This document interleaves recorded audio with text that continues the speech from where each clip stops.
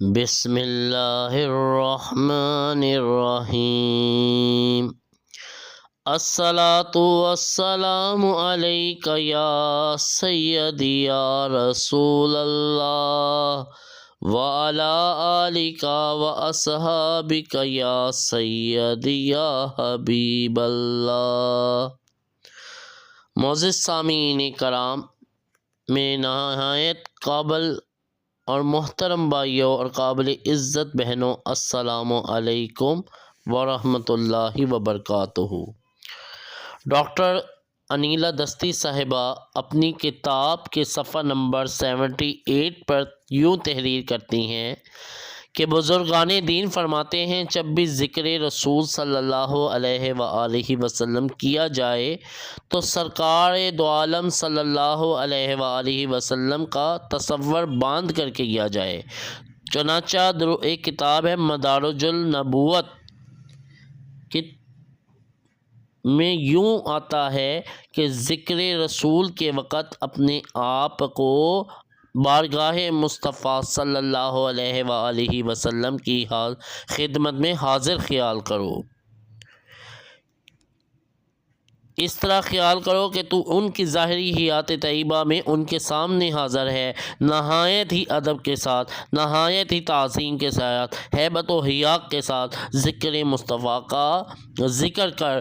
پس یقیناً سرکار مدینہ صلی اللہ علیہ وآلہ وسلم تجھے دیکھ رہے ہیں اور تیرے کلام کو سن رہے ہیں، سماعت فرما رہے ہیں، کیوں نہ کہ محبوب کبریا اوصاف الہیہ کے منظر ہے۔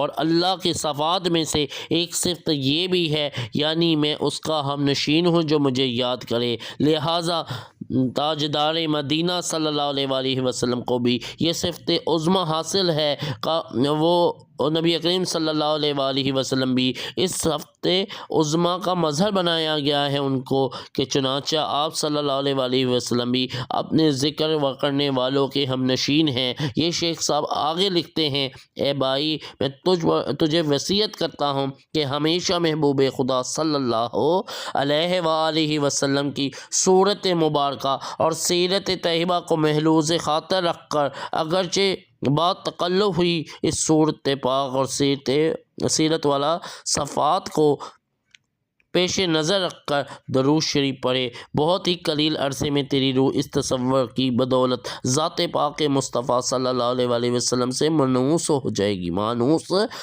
گی۔ بس رسول اللہ صلی اللہ علیہ وآلہ وسلم کی ذات کریم تیرے سامنے ہوگی اور تو ان کا مشاہدہ کرے گا، ان سے کلام کرے گا اور شرف خطاب سے بھی لطف اندوز ہوگا۔ اللہ والو، درود شریف پڑھتے رہا کرو، اپنے آپ کو درود شریف میں لیے مختص کرو، درود شریف کو وقت دو۔ یہ درود شریف ایک وقت آئے گا، تمہیں وقت دے گا۔